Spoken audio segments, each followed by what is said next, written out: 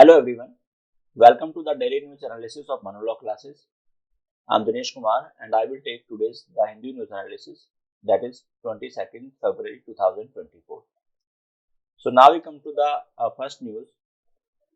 Let's proceed with IMEC despite Gaza war, says Greek PM. So हम जो Greek country है उसके prime minister कायरोकोस मिस्तोकास कायरोकोस मिस्तोकाजीज वो आए हैं, इंडिया की विजिट किया है उन्होंने, और उन्होंने इस बात पे एम्फसाइज किया है कि एक प्रोजेक्ट चल रहा है जिसका नाम है India middle east economic corridor project. The name of this project is very very important. अब हम आपके साथ डिस्कस करते हैं कि इसकी इंपॉर्टेंस क्या है.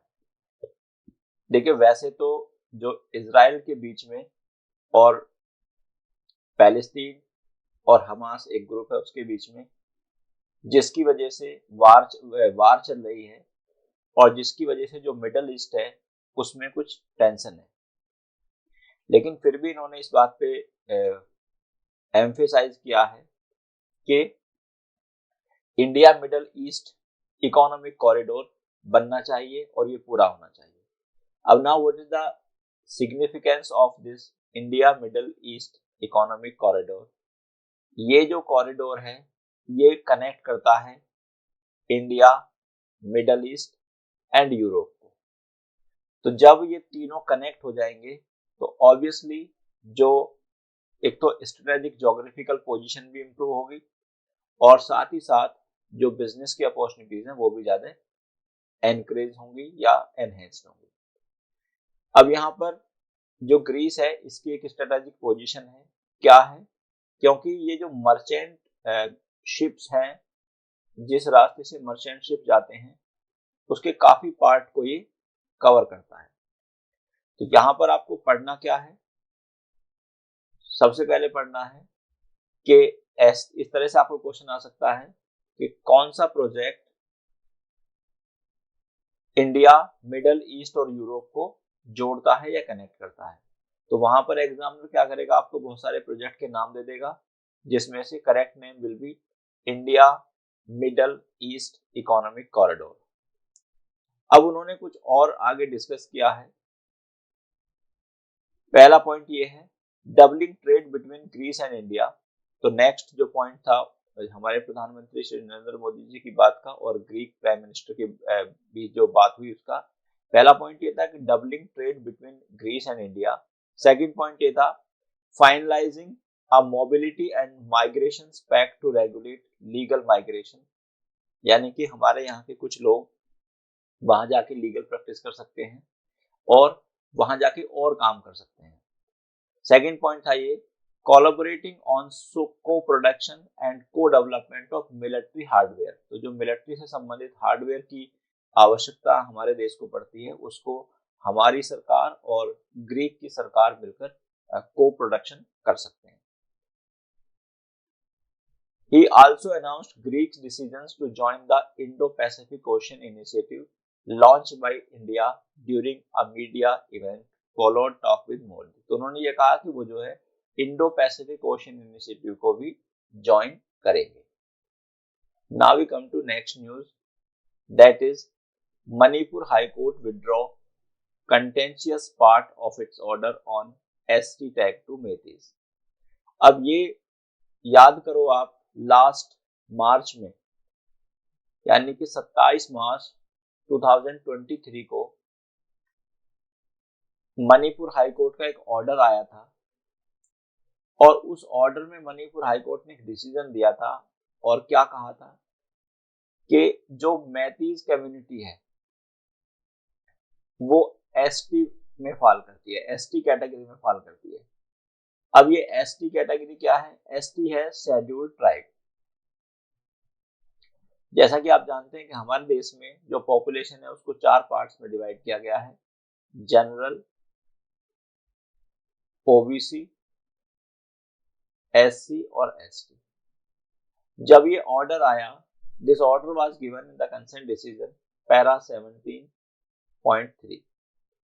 तो वहां पर एक दूसरी कम्युनिटी थी, कुकी कम्युनिटी।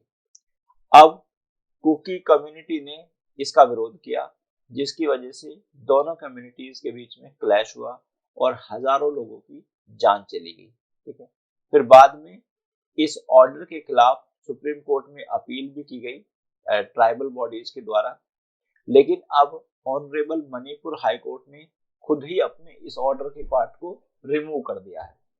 अब हम थोड़ा सा इसका कॉन्स्टिट्यूशनल एस्पेक्ट समझते हैं। एंड दिस कॉन्स्टिट्यूशनल एस्पेक्ट क्या है कि किसके पास ये पावर होती है कि वो किसी कम्युनिटी को ये रिकॉग्नाइज करे कि वो कम्युनिटी एससी में फॉल करती है या एसटी में फॉल करती है या ओबीसी में फॉल करती है। तो इसके रिगार्डिंग आपको पढ़ना है article 340 constitution of India and 341 constitution of India. तो अब अगर कोई कम्युनिटी अपने आप को या कुछ लोग जो कि कम्युनिटी का पार्ट है अपने आप को ये चाहते हैं कि they should be declared as belonging to the ST community और एससी कम्युनिटी, तो वहां पर हमारे प्रेसिडेंट के पास ये पावर है कि प्रेसिडेंट क्या कर सकते हैं, प्रेसिडेंट उसके लिए एक इंक्वायरी कमीशन बनाते हैं, कॉन्स्टिट्यूट करते हैं। ये इंक्वायरी कमीशन प्रेसिडेंट को रिपोर्ट करता है। रिपोर्ट का क्राइटेरिया क्या है, रिपोर्ट का क्राइटेरिया ये है कि जैसे ही ऑलरेडी हमने कुछ लोगों को, कुछ जातियों को एसटी कम्युनिटीज में शामिल किया हुआ है, तो क्या वो उनकी सोशियो इकोनॉमिक कंडीशन ऐसी है जैसे कि और लोग ऑलरेडी एसटी कम्युनिटी में हैं।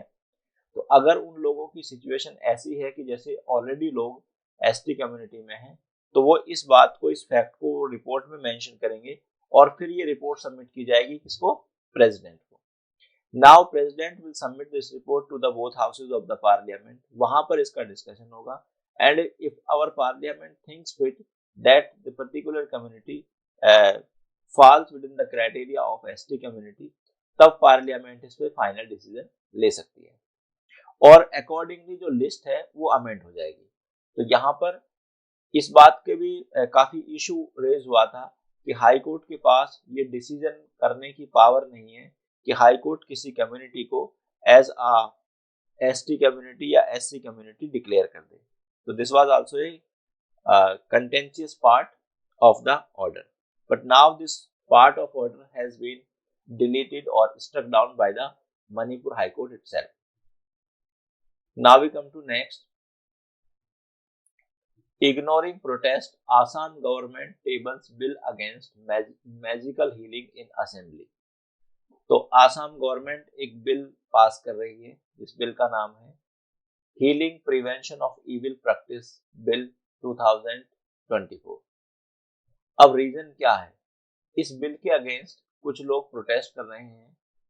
तो लोगों की कंटेंशन ये है कि ये बिल उनके जो एक ट्रेडिशनल वे में या एक सुपरस्टिशियस वे में वो क्यूर करते हैं किसी डिजीज को, वो कंटिन्यू रहना चाहिए।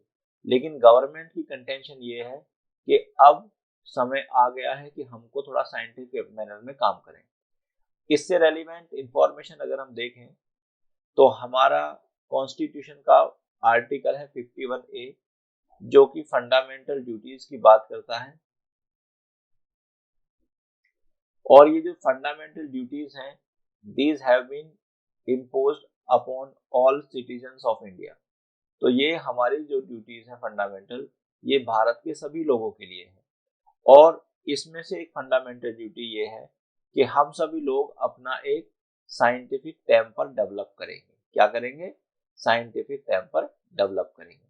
तो हम ब्लाइंड फेथ नहीं रखेंगे और हम कोई भी जो डिसीजन लेंगे वो रैशनल डिसीजन लेंगे।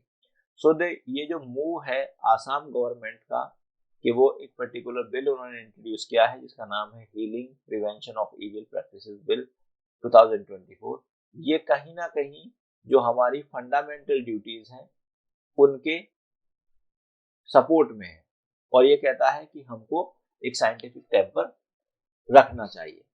ठीक है, now convict can argue their case virtually from jail, Madras high court. Madras high court ने रिसेंटली एक डिसीजन दिया है और ये बहुत इंपॉर्टेंट डिसीजन है। देखिए जनरली क्या होता है कि दो तरह के केसेस होते हैं।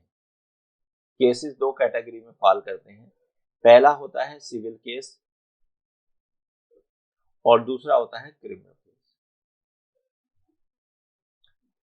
सिविल केस में जो प्लेंटिफ है वो अपना केस खुद भी आर्ग्यू कर सकता है और वो अपने बिहाफ पर कोई एडवोकेट भी हायर कर सकता है या एंगेज कर सकता है।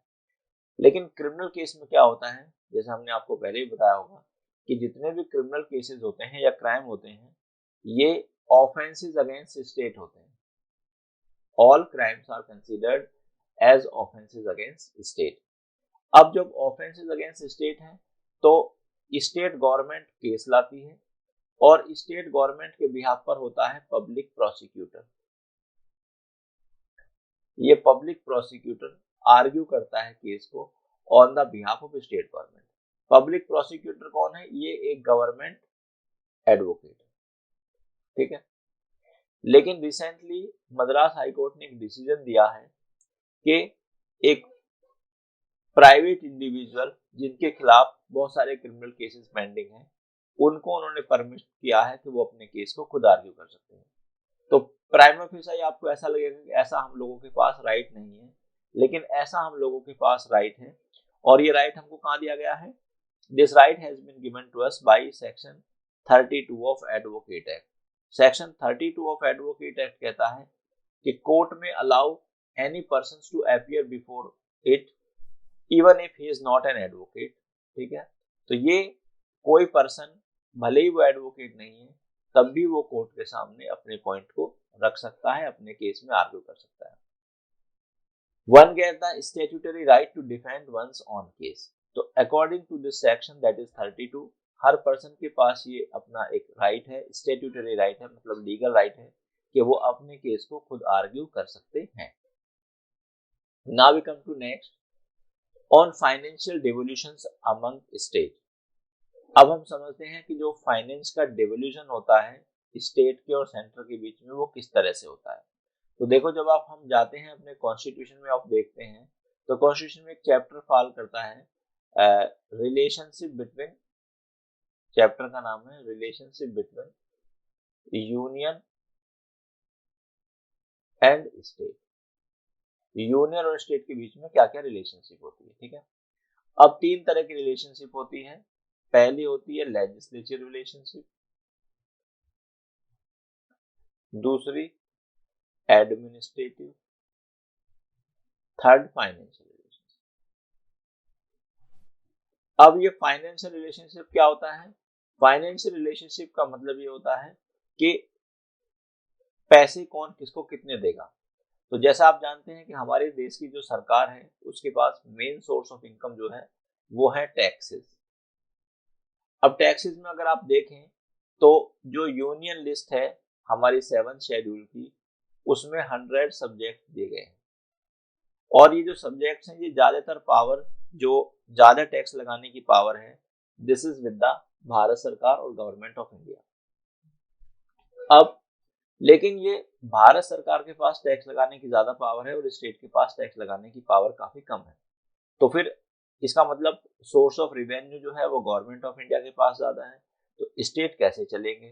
तो यहाँ पर क्या होता है, फाइनेंशियल रिलेशन ये कहता है कि स्टेट गवर्नमेंट और सेंट्रल गवर्नमेंट में क्या करेगा कि जो सेंट्रल गवर्नमेंट टैक्स लगाएगी वो उस टैक्स को डिवाइड किया जाएगा, ठीक है। इस regarding sex article 270 of constitution of India बात करता है और ये कहता है taxes shared in this pool include corporation tax, personal income tax, central GST, PTC. तो ये सारे जो टैक्सेस हैं ये लगाते हैं। अब हम आते हैं इस बात पर कि इस बात का डिस्ट्रीब्यूशन कौन करता है। तो इसके लिए हमारे देश में एक कॉन्स्टिट्यूशनल बॉडी है और उस बॉडी का नाम है फाइनेंस कमीशन। क्या नाम है उस बॉडी का? Finance commission. अब ये जो फाइनेंस कमीशन है इससे संबंधित प्रोविजंस आप देखेंगे तो article 280 of constitution of India में दिए गए हैं। फाइनेंस कमीशन में एक चेयरमैन होता है और 4 मेंबर्स होते हैं। आप लोग मुझे कमेंट बॉक्स में ये बताएंगे कि फाइनेंस कमीशन का अपॉइंटमेंट कौन करता है, ठीक है। ये आपके लिए मैं क्वेश्चन बताता हूं। अब यहाँ पर दो तरह के टैक्सेस और होते हैं, एक टैक्स होता है सेस और दूसरा होता है सरचार्ज। सेस और दूसरा होता है सरचार्ज। ये दोनों टैक्स लगाती है कौन? Government of India. ठीक है, अब हम दोनों को समझते हैं। तो बेसिकली सेस क्या होता है? सेस एक टैक्स होता है जिसको भारत सरकार लगाती है, और इसके पीछे जब भारत सरकार किसी पर टैक्स लगाती है तो भारत सरकार का मतलब होता है पर्टिकुलर ऑब्जेक्टिव को अचीव करना। Objective achievement, particular objective achievement. तो जब भारत सरकार को किसी एक पर्टिकुलर ऑब्जेक्टिव को अचीव करना होता है, जैसे फॉर एग्जांपल एजुकेशन को बेहतर करना है, ठीक है, और एजुकेशन के लिए अब या तो सरकार अपने और फंड से पैसे देगी, तो उसमें क्या होगा कि सरकार के पास पैसे की कमी हो जाएगी। तो गवर्नमेंट क्या करती है? गवर्नमेंट सेस लगा देगी एजुकेशन पर। अब हमारे देश में इतने प्रकार के सेस लगते हैं। पहला है इंफ्रास्ट्रक्चर सेस, ये लगता है मोटर कार पर। कृषि कल्याण सेस सर्विस वैल्यू पर लगता है। स्वच्छ भारत सेस भारत की सफाई पर लगता है, सफाई पर लगता है। एजुकेशन सेस एजुकेशन को बढ़ाना, उसका इंफ्रास्ट्रक्चर बढ़ाने पर लगता है। Crude oil, export, road transport, duty to tobacco और टोबैको प्रोडक्ट पे सेस लगता है। हेल्थ एजुकेशन सेस लगता है, तो हेल्थ से संबंधित जो एजुकेशन है उस पर भी टैक्स हमारा टैक्स लगता है। तो जैसे हमने आपको बताया कि सेस का मतलब क्या है कि सरकार को अगर लगता है कि किसी एक पर्टिकुलर ऑब्जेक्टिव को अचीव करना है और उस ऑब्जेक्टिव को अचीव करने के लिए सरकार के पास उतने पैसे नहीं है, तो सरकार टैक्स सेस लगा देती है, और सेस जो है एक प्रकार का टैक्स होता है। सेकंड आते हैं हम, सेकंड टर्म थी हमारी सरचार्ज। अब सरचार्ज क्या, हम इसको समझते हैं। सरचार्ज का मतलब यह है कि देखिए एक इंडिविजुअल पहले तो वो एक इनकम टैक्स देता है। इनकम टैक्स की लिमिट हमारे देश में मैक्सिमम 30% है, ठीक है। तो यानी कि जो भी पर्सन 10 लाख रुपए से ज्यादा कमाता है उसका जो 30% है, उसके ऊपर वाली इनकम जो है उस पर 30% टैक्स लगेगा। अब ये सरचार्ज क्या लगता है? सरचार्ज कोई इंडिविजुअल अगर उसकी जो इनकम है 50 लाख रुपए साल से ज्यादा बढ़ गई तो उस पे इनकम टैक्स के अलावा सरचार्ज भी लगेगा। सिमिलरली ये उस पर भी लगता है, किस पर? जो हमारी कंपनी है। तो अगर किसी कंपनी की इनकम 50 लाख रुपए ज्यादा है तो उसको इनकम टैक्स के साथ साथ एक सरचार्ज भी देना पड़ेगा। अब दोनों में डिफरेंस क्या है? जो हमारा सेस है वो केवल सरकार उसी ऑब्जेक्टिव के लिए यूज कर सकती है जिस ऑब्जेक्टिव के लिए सेस लगाया। मींस अगर गवर्नमेंट ने सेस लगाया एजुकेशन के लिए, so that amount of money can only be used for the education purpose. लेकिन सरचार्ज में गवर्नमेंट के पास ये डिस्क्रिशन होता है कि वो उसको कहीं भी यूज कर सकती है। Now we come to next news. Fali Nariman who advocated for an independent judiciary died। तो ये जो लेट श्री फली नरीमन जी थे, ये इनकी डेथ हो गई 95 ईयर की एज में, और ये सुप्रीम कोर्ट के सीनियर एडवोकेट थे, ठीक है, और बहुत ही इंटेलिजेंट पर्सन थे। तो क्योंकि ये लीगल फील्ड से जुड़े हुए थे इसलिए मैं इनकी न्यूज आपके साथ डिस्कस कर रहा हूँ, and you may be asked. Next point है, India is facing a bully in every determined fashion. अब यहां पर क्या हो रहा है कि हमारे जो डिफेंस सेक्रेटरी है गिरधर अरमान, इन्होंने एक प्रेस कॉन्फ्रेंस में एक स्टेटमेंट दिया है, क्या कि हम यूएसए गवर्नमेंट का थैंक्स करते हैं। क्यों करते हैं? Because we have borrowed quick intelligence support provided by the US government. तो अब ये जो क्विक इंटेलिजेंस सपोर्ट है ये हमने कहां से लिए? We have taken it from the USA government. Now how this is useful for us? तो अगर कल हमारे बीच में और चाइना के बीच में कोई टेंशन होती है, then this technical support will help us to counter the threat from China. नाउ वी कम टू Amin Sayani, the next news. ebullient voice of a harmonious India falls silent। अब ये एक और लीजेंडरी पर्सन थे, इनकी भी रिसेंटली डेथ हुई है, नाम है इनका अमीन सयानी। तो ये अमीन सयानी जो रिलेटेड थे, ये ब्रॉडकास्टिंग इंडस्ट्री से रिलेटेड थे, ठीक है। तो ये भी काफी एक प्रोमिनेंट पर्सन थे और इनसे भी आपको क्वेश्चन पूछा जा सकता है। इनका एक आइकॉनिक शो था बिना का गीत माला, और 1950s में जो इनकी वॉइस है वो बहुत ज्यादा फेमस थी हमारे देश में। तो यहाँ से, क्योंकि ये बहुत ही प्रोमिनेंट पर्सन थे हमारे देश के, लाइक नरीमन जी, ठीक है, तो you may get the question from these two people as well. So dear students, that's all for today. I will come again with the more such news. Till then, thank you very much. Goodbye.